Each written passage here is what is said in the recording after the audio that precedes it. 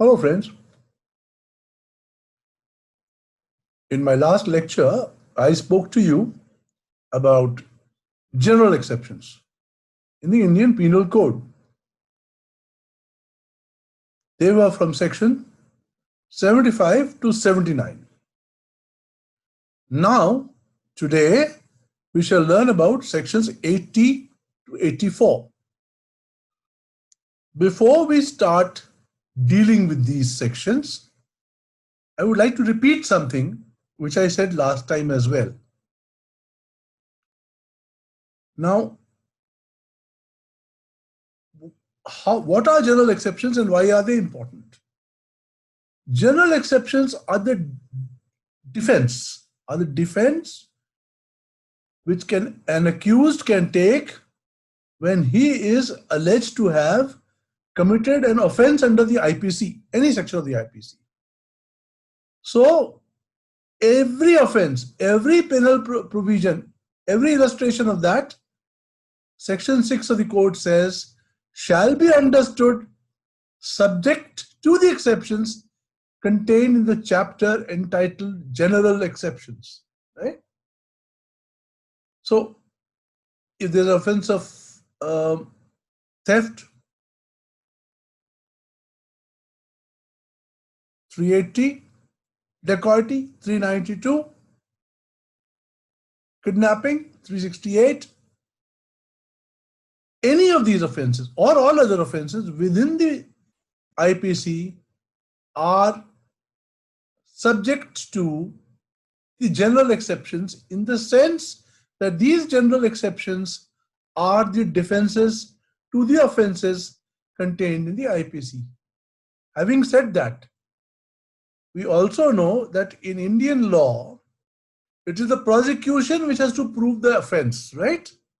And the offense has to be proved beyond reasonable doubt. But when we are taking recourse to general exceptions, Hisab, I did not do this and I'm innocent as I'm governed by such and such a general exception, then the accused, it is upon the accused to prove, the burden of proving is on the accused that the general exception which that accused is citing applies to his case. Right? So if I am going to say I was bound by law to do such and such a thing, and so I did it, it is for me to prove why I was bound by law. The prosecution will only prove that I committed the offense.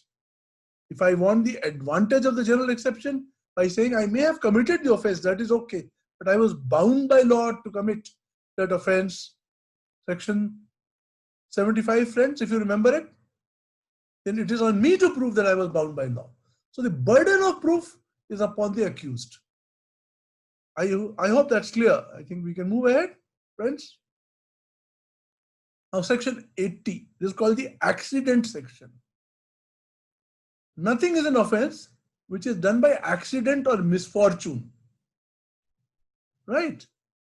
So something happens accidentally, or it is unfortunate that certain incident occurs.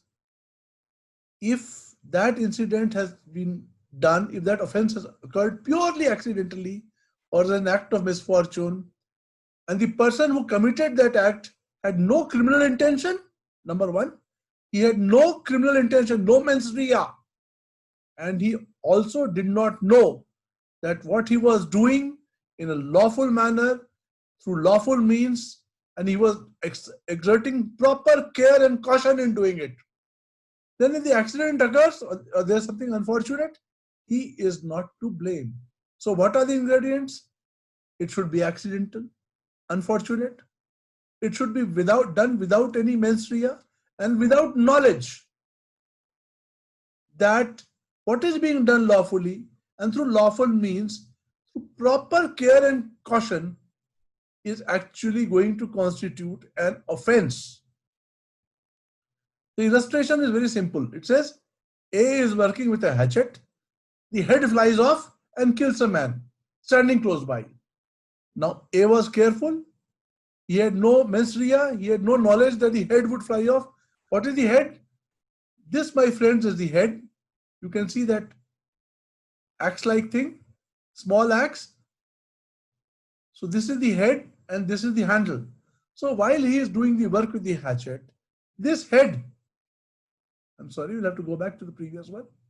Yes, this head flies off, gets detached and goes away. And somebody, poor chap, is standing nearby. It lands on his head and kills him. Now the person using that hatchet was doing a lawful job. Using a hatchet to work like a carpenter is not unlawful. He was doing properly. Lawfully, a hatchet is meant to be used for carpentry purposes or for wood cutting. He was being careful and cautious. He had no idea that the head would fly off accidentally. And then, unfortunately, it killed a person standing close by. He is covered by Section 80. Now, friends, the leading case in this area is that of Bhupendra Singh Chudasama versus State of Gujarat, 1997 case. Now, what is the background? Gujarat has something known as the SRP, the State Reserve Police. Now, there was an SRP constable who was posted at the Khampla Dam in Gujarat for security duties. He had some disagreement, some fight with his senior. Threats were uttered, I don't know. Later in the evening, what happened was, this SRP constable saw his senior standing some distance away on the dam and he calmly shot him. The defense he took, sir, it was accidental. And it was unfortunate because I really thought it was some intruder or something. So I also took care to warn him off. But something happened, the gun went off and he got killed. Now here the court said that no, the constable shot his senior colleague at close range. And even if he did not know the identity of this senior, because it was getting dark, it shows there was no care, no caution. He simply points his gun at somebody who's standing nearby, shoots. And then he says, sir, I could not see in the night. I thought he was an intruder, so I killed him. Sorry. Section 80, he cannot avail off. Right? The second famous case is that of K.M. Nanavati versus State of Maharashtra. I don't know how many of you have seen the film Rustam. It was made in 2016. It starred Akshay Kumar and Ileana D'Cruz. Those of you who had seen the movie would know the story. Now, Nanavati was a naval officer, senior naval officer. He had gone overseas on his ship. When he came back, he went home and his wife Sylvia told him that, look, while you were away, I have become very friendly with your friend, one Mr. Ahuja, and we intend to marry and so on and so forth, but I am not sure. So Nanavati, what he did, he stayed calm. Then he took his wife and child to the cinema hall, dropped them there, then went to his ship, got a gun issued under false premises, made a registered entry, went to Ahuja's home, entered his bedroom and shot him. Right? Now at the trial, Nanavati said, sir, actually we were pushing and pulling each other. And in the suddenly this thing, he died. So this was an accident. The court said, first of all, it cannot be on the spur of the moment. You took 2 hours to drop your wife and kid at the cinema, go to your ship. You got the gun issued deliberately. So you had mens rea. You intended to kill that man. You got the gun issued to yourself. Then you went to his house. You entered his bedroom or bathroom or something. And therefore, and even when you were coming out, you told the chowkidar that I have killed him. I have killed Ahuja. So there is nothing in this which is either accidental or unfortunate. You had the intention, you had the knowledge that if you shot the gun, you would kill him, and you did not exercise any control or caution. In fact, you abandoned all control and caution and you shot Ahuja, so you are to blame. Those of you who are interested may like to know that Nanavati was sent to jail for life, but 3 years later he was pardoned by the government and let out of jail. Section 81. Now this is an act which is very likely going to cause harm, but it is done without criminal intent. Here the person who is causing the harm knows that what he is going to do will cause harm, but there are two ingredients. He is doing it without criminal intent and he is doing it to prevent other harm. So his intention is to cause harm, but why? And he also knows it will cause harm. But why is he causing the harm? Because unless he causes this small harm, something else will happen and a bigger, worse harm will happen to persons or property. Right?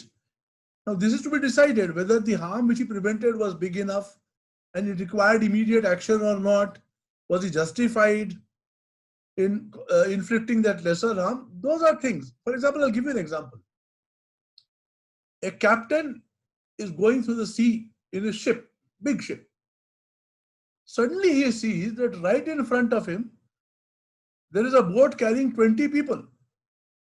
And if he stays on that course, his ship is going to hit that boat and 20 people will capsize and die. The boat will capsize and 20 people will die. But he sees that if he turns to the other side, there is another smaller boat in his new path where only 2 people are sitting. And if he changes his path, he may or may not hit that smaller boat. But if he hits it, those 2 people may die. Now, he takes a decision to change his direction. What has the captain done? He knew that he was going to cause harm to the smaller boat. But why was he doing it? He was doing it with the knowledge that if he goes on the original course, he is likely to cause much greater harm to the other boat with 20 people. Now, whether or not this is a fact, whether or not the risks were so imminent, so immediate, so pressing that they could not be avoided, did he know that he was causing less harm or what kind of harm? All this will be facts to be decided by court. But the principle remains the same. So, this is the case of the Madras High Court. Yes, Ramesh versus State through the Inspector of Police Madurai. Okay. Now, what was this? What the accused had done was, there was this land which he opposite his house and something known as Simai Karuvelam. Trees were growing there. They are known in the botanical name as Prosopis juliflora. Now, what are these trees? These trees are supposed to be very bad. They spoil the soil quality. They destroy the water retention capacity. They are supposed to be very harmful trees. So what he did was he bought a bulldozer and removed those trees. He did not claim any right on that land.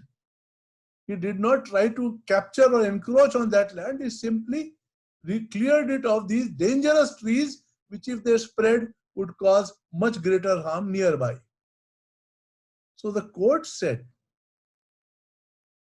that Section 81 IPC about causing one harm to prevent greater harm is based on the Latin phrase necessitas non habet legem. Necessitas non habet legem, which means necessity knows no law. If the need is so pressing, if the need is so great, then the law cannot come in your way. So even though something that you do which may otherwise be a crime will not be a crime because of the overpowering necessity which justifies it. So if the person can say, yes, he removed the trees, right, he may have committed a trespass, but it was done only in order to avoid the spread of those trees, great harm to the land,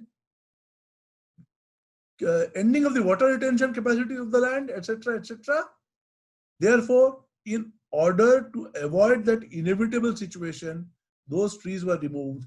So the court said, in this case, Section 81 is a valid defense.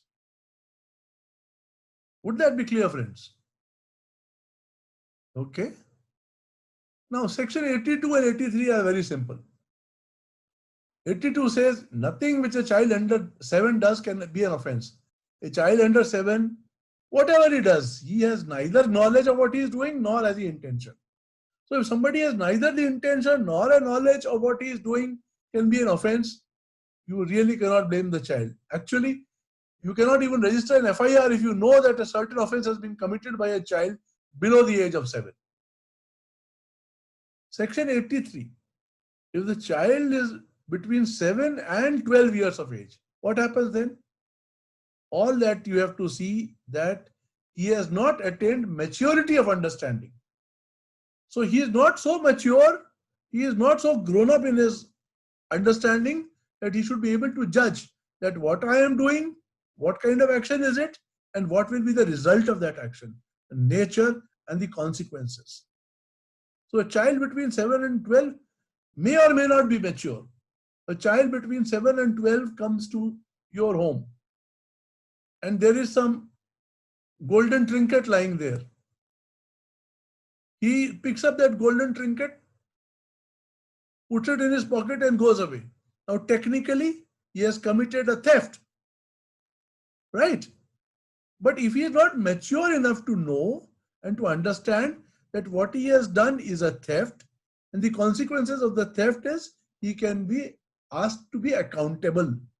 If that child between 7 and 12 in a childish manner, like the look of that little trinket, something like a little bracelet or a little paper knife made of gold or something, and he picks it up and goes away, offense has been committed.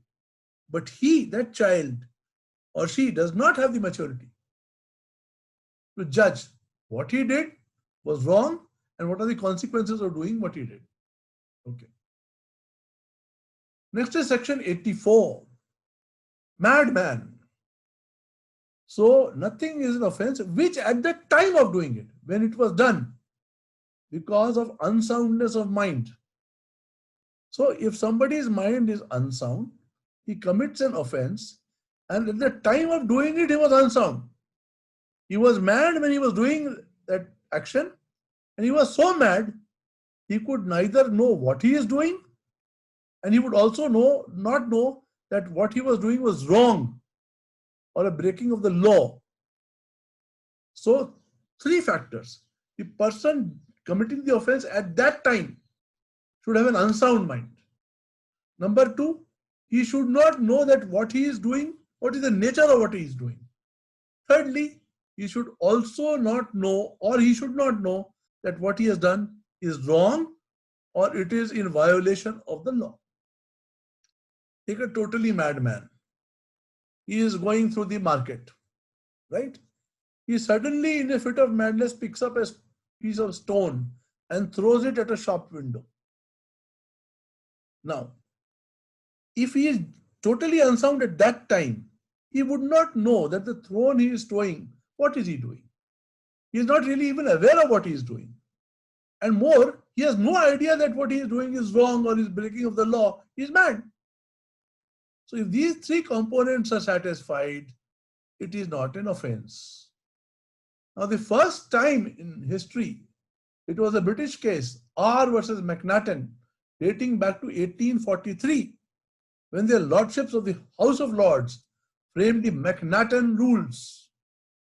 They said whenever any defendant wants to plead the defense of insanity, he must be able to demonstrate, prove. He means his lawyer, whatever, that number 1, he did it under a defect of reason. His capacity to reason, capacity to think logically was missing. And how had it come? Because he had a disease of the mind. He was mad. He was of unsound mind, right? So number 1, he could not reason properly. And why he could not reason properly? Because he had a diseased mind. And therefore, because of these 2, he did not know what was the nature and quality of his acts. He didn't know what he was doing, quality, nature. He didn't even know, for example, somebody is hitting the table repeatedly. Madman, he doesn't even know what he is doing. And if on that table, somebody else's property is lying and that becomes flattened or broken, The madman does not know that he is breaking the property, so it is wrong. It all started, you see, when somebody called Daniel McNaughton in 1843 took out his pistol and shot somebody who he thought was the British Prime Minister. Fortunately for the Prime Minister, he was not there, but some lookalike called Edward Drummond who was hit, he died. McNaughton said, I am guilty.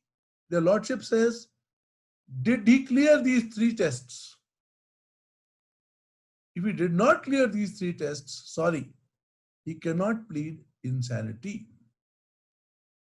The last point that I want to tell you about this is a very interesting point.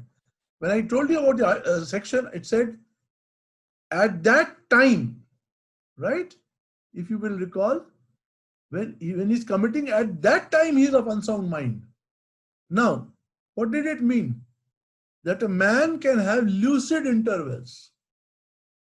There can be times when he can be completely okay. Number 2,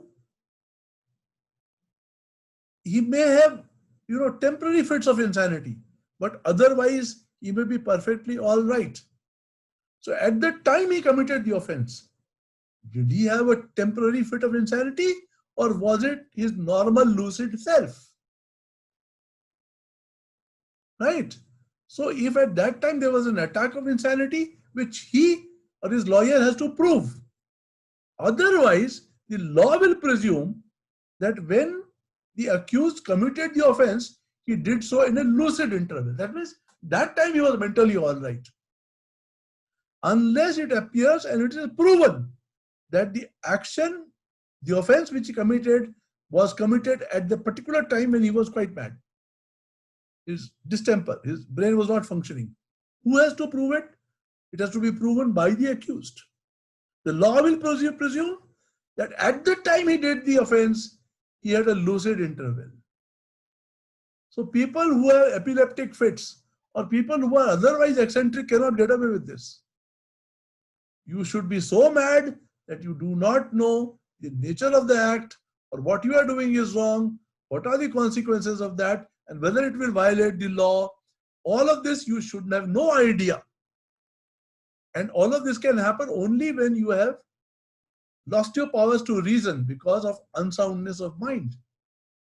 If all these come together at a particular point of time, and that is when the offense is committed, unsoundness of mind is a valid defense.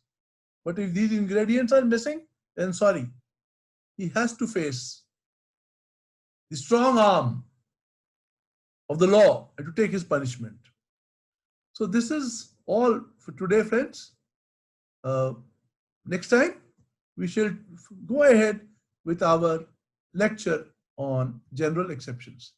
Thank you very much.